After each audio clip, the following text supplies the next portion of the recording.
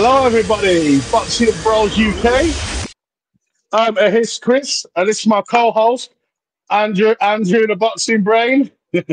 Hi, Chris. Hi, guys. Here we are again with another banger. So, this is a fight rewind. This is my pick. Nigel Benn versus Gerald McCLennan. Very, very, very epic war. Great battle. So tragic as well. Tragic. Oh, tragic. We're going to start. We'll try and stick to the boxing. Not try and sully each performance of Ben or whatever, you know, or go into the politics. So, because this fight was a while ago, and it's a lot better and safer now. Boxing. We don't want people to think, people are getting murdered. Absolutely. No, that's an important point to make, Chris. You know, the health and safety and the it's come a long way since 1997. So we need to make that clear. Yeah, for sure. It's come a long way. Like the things that happened to like McClennan, Michael Watson, like that don't happen anymore. Where the doctor don't see the fight until like about an hour after the fight and all that crap. You know what I mean? Yeah. They get them to if there's anything now in boxing, they get them to the hospital straight away. They see a doctor. Yeah. It's very, very, very safe. Boxing is now. We just want to make that clear. And let's get on to the fun part. Here's our scorecards. Yeah. I'll just take the lovely. Lovely. Do you know, I've watched it again 2 times this week and changed my scorecard again. I thought, no, just leave it. And a couple of rounds I found really hard. Another one that's just so fucking hard to score other than the obvious rounds. Like, oh, God. Well, I'll let you take it away, Andrew. So, we'll start from the beginning. First round. The first round. Nice and easy, that one. But McClennan comes out absolutely guns blazing, as he always did. He was a notoriously quick starter. Just wanted to come out and bang you out in the first round. And he had multiple, didn't he? Time, you know. Absolutely. And what was interesting about this round, going into the second round, allegedly, Benn's trainer got in his ear and said, he's punched himself out. He's given absolutely everything. I want you to come out the next 2 fucking rounds and do the same to him. Apparently he said that, and that's what we saw. But the first round, McClennan, what a puncher, by the way, Chris McClennan. What a puncher this guy was. Like, people forget. Unbelievable. And Ben goes, he's out the ring. The ref gives him the French referee was a little bit all over the place, I felt, this fight. A bit. The refs have come a long way since 1997. And I thought, all the commentators, weren't they, Chris, were going, it was almost writing Ben off, saying, oh, God, he's under the cosh, that's it. He's not going to be able to recover. And as we get into the 3-1 underdog, though. It wasn't the book. Ben was a 3-1 underdog in this fight. The book, even though McClennan wasn't a name at this point, particularly on these shores, Chris, the bookies were like, the bookies were like, knew the dangerous puncher and operator McClennan was, and the odds reflected that, Chris, didn't they? The odds reflected it going into the fight, and Nigel Benn could be clipped. It's shown that in previous fights he could get caught. Where'd you start going on? So the first round was easy to call, but 10-8 rounds. You gave Ben the second round, same as me. So, yes, brilliant second round from Ben. Yeah, I think what Ben did was he realised that it's a 10-8 round and he nearly got himself knocked out. So, do you know what he did? This is what I'd like a lot of these young fighters to take note. When some bad shit happens, you bite down on your gun shield and you go after a man. You go at him. So he thinks he's coming to knock you out because he's nearly stopped you.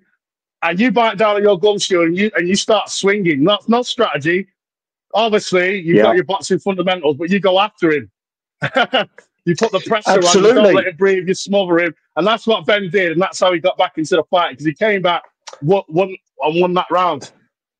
You'd never know, Chris, that these were 2 amateur champions, would it? All the boxing sweet science went out the window in this fight. It was just throwing bombs from the off.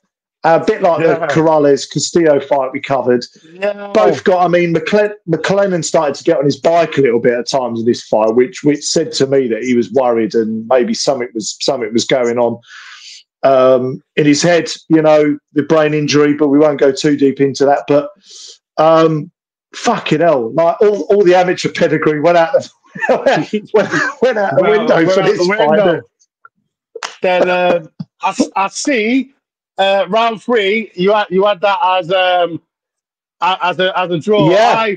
I kind of agree with you, but I just feel like Ben landed the cleaner, better shots in round 3. Yeah, but he didn't do enough. I thought, like you say, McClennan was on his bike a little bit, and I felt like he landed a few. His work, he outworked Ben in that round. He was on his bike more, even though he was on his bike, but it wasn't really beneficial because he kept getting clipped.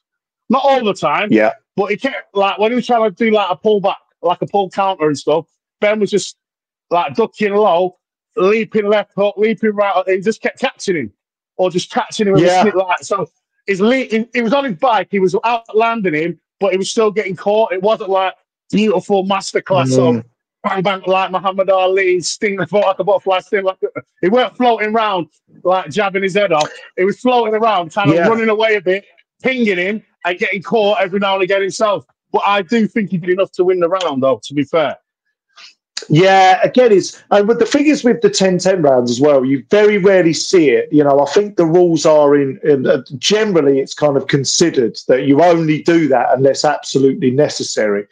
And I sort of toed and fro, and I've changed it since then. And I think, again, it all depends on what work you like as well. Like McClennan, after this point, he was kind of switching stances. I think he was confusing himself half the time in the middle rounds. Clearly put off by what we know as Benn's absolute lion heart. Like, he's got one of the greatest hearts in boxing I think I've ever seen from a fighter, Nigel Benn. And it was like that is what you call tenacity. Unbelievable, you know. And he was in a really bad way after the fight. Well, I'll probably mention that at the end if you don't as well. But obviously both were in a bad way, particularly McClennan. But yeah, there was the kind of, generally a lot of these first 5 rounds, I think Ben was the kind of aggressor after the first round. But again, when you can't, these fights really are to score, Chris, aren't they? Because they're just back and forth. It's all opinion, what you like and what you think, you know. And obviously, I'd like to actually pull up the official cards. Maybe we start doing that on the next one and compare them to our cards. Good shout, that is, Chris. Look, moving on. What did you reckon to round 8? when round 8 over. Yeah. Well, obviously, you know, because Ben had sort of come back into the fight, and then momentum was shifting a little bit, and then going into round 8. Another 10-8 round for McClennan, wasn't it? Which obviously brought the scores much more low. Because I think the judges must have had Ben up at that point. I don't know. I can't remember. No, it was because it was unofficial cards. We don't know the actual cards. Yeah, I don't know. I don't know the actual cards. It was just like commentators at ringside. They did their scorecards. Yes, of course. Yeah. So Ben again down twice in this fight. To be fair, I think it was unfair to get ruled a knockdown because he threw a punch and he was off balance, and McClennan, he caught him, but he caught him on the shoulder or something, and he went down. That shouldn't have been a knockdown. Obviously he won, but he was off balance. It weren't like, I know they say if you get a hit and you go down, it's a knockdown. Well, it didn't even really hit him. It was like a glancing blow. It was a glancing blow. Ben was already falling over. I think the referee should have used his common sense there and gone, no, knockdown. You know? That ref didn't have much common sense, mate. That French ref was bizarre. He was a bit, I don't know. He wasn't great, that ref. But because I remember in round 9, Ben sort of, they were both exhausted, although I think McClennan was more exhausted. He hadn't been past round 8. leading up to this fight, McClennan, which I think proved to be a big factor as well. And in round 9, Benn was clearly exhausted, was throwing wildly, and he accidentally headbutted McClennan, didn't he? So I wonder whether that maybe had an effect. And the worst thing is, McClennan nearly jacked through that. He nearly jacked. Yeah. So, I don't know. Didn't he? He headbutted me. He said to the ref, he headbutted me.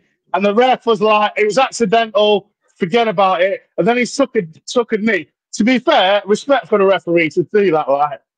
But the thing is, if a fighter says he wants to take a knee, you're supposed to allow him, actually. Absolutely. And the ref didn't let him take a knee. He didn't even count. He just said, get up and carry on fighting. If they want to take a knee, they can take a knee. It's on them, you know? So, and I think it was one of them as well where you don't know if the headbutt obviously played an impact on McClennan's later injuries. You know, I don't know. That's pure speculation. But, by that point... It was... Yeah, go on, mate. I was going to say, I think there was a lot of rabbit punching by both men. But behind the head. Ben, Ben was the type of guy like, you low blow me, I'm going to low blow you 10 times harder.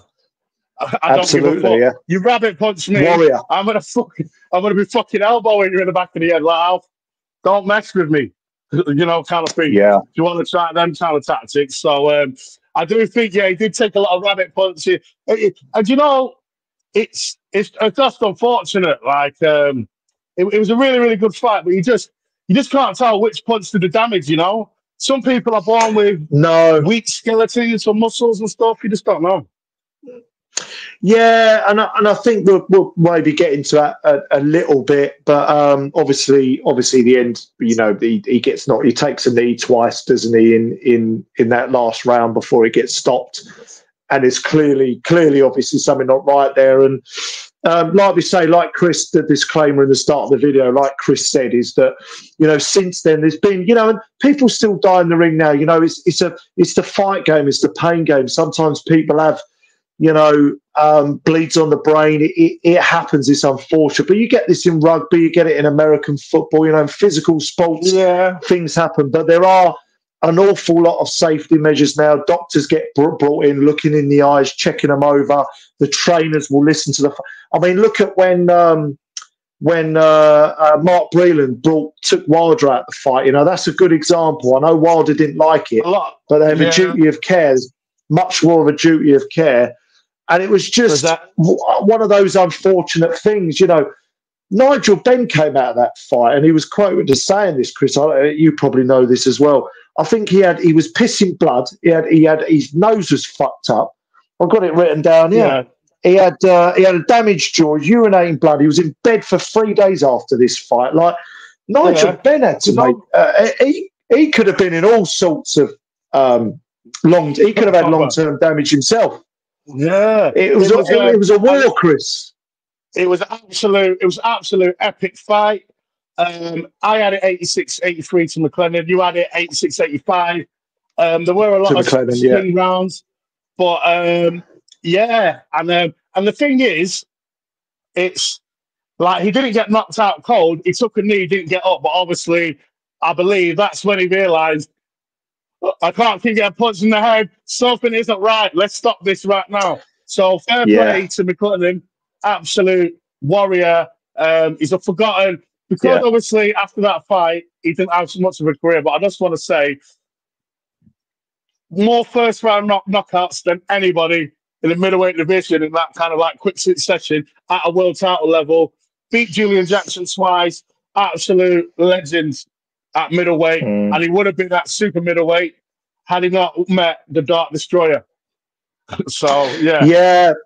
And also, I think apparently he also had said, I mean, these are all, I kind of picked this information up. So, you know, people feel free to go and research it and check out our preview video of this as well, if you want to see the kind of promo for it that Chris done really well, and go and watch the fight as well. And then maybe come back and watch this and you know, leave some comments about, you know, riffing off of our scores. You might see it differently. But allegedly, McClennan had said when he was still conscious, because he fell into a coma later on, I think. It said to his trainer it felt like water was running inside his head, which was obviously a massive bleed on the brain. He then ended up being looked after by his sister. He was blind, deaf, short-term memory loss, used to repeat things a lot. He remembered the Julian Jackson fight, I think, in his early career, but he needed 24-hour care from his family, and unfortunately later on died of his disabilities. Yeah, such a shame. But we're hailing him as a legend. It should be in the Hall of Fame. He did achieve quite in his short career. He achieved a lot and could have gone on to more. But anyway, and a wonderful puncher, puncher, Chris. There was one straight at right hand, that he caught Benn with. I can't remember what round it was, and it was like a jab, and then it was a shooting right hand where you flick the jab out to blind him, and then you put your whole body, like what AJ did to Ngannou, but that was a counter punch kind of. This one was they flick the jab out, and he's seen the opportunity that the guard was a bit wide, and because Ben's seen it coming because he was staring at it, it did knock him out. But had he not been concentrated, that would have started him, and it was so quick. It was like a jackhammer, and it just slipped through the guard, snapped his head right back like it was excellent, and he stepped into. He didn't just step into it. He put his whole body into it. Yeah, he was really good at that, and it was fast. But and as we know, Chris, the punches you don't see are the ones that invariably knock you out. It's always the case. The ones you don't see. Had he not seen that punch, I think Ben would have been finished. But anyway, again, we hail our subscriber, TYSON Holyfield 2. We're doing your fight next. Let's check out the promo for it before we go.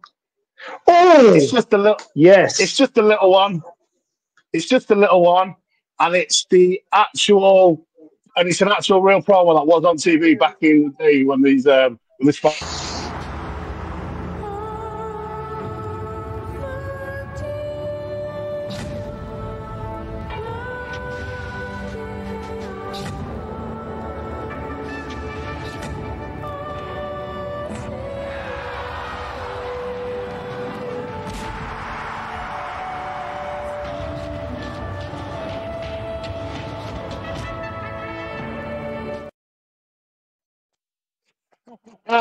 Lovely. Hopefully we won't get copyrighted for the music's all good, I hope, Chris. Hopefully, fingers crossed. So the next fight rewind, we will be, let me just get them up there. 1 second. Where is it? Oh, is this the Hagler Hearns? No, we're gonna this is what we're doing next, but I just wanted to where's the sub? I'll just mark anyway. Our subscriber who chose Holyfield and TYSON 2, you know who you are. I did have you on screen a minute ago, but it seems to have disappeared. There it is. Yeah. So thank you for commenting and showing love for the channel. And next week we're reviewing. We're going to be doing a review and scoring the fight that you chose. And anyone else who wants to leave any fights in the comments, please do, because we will be picking them and we will be reviewing them. And we'll probably be doing that, Chris, maybe Sunday, if not Monday next week, I would imagine. Yeah, for sure, And just to remind everyone, we're going to try and keep to a schedule Monday, Wednesday, Friday, and maybe a Sunday as well, posting between 5:30 and 7:30-ish, around that sort of time. Yeah, for sure. All right, people. Boxing Bros UK. Cheers, Chris. Cheers, guys. All that jazz.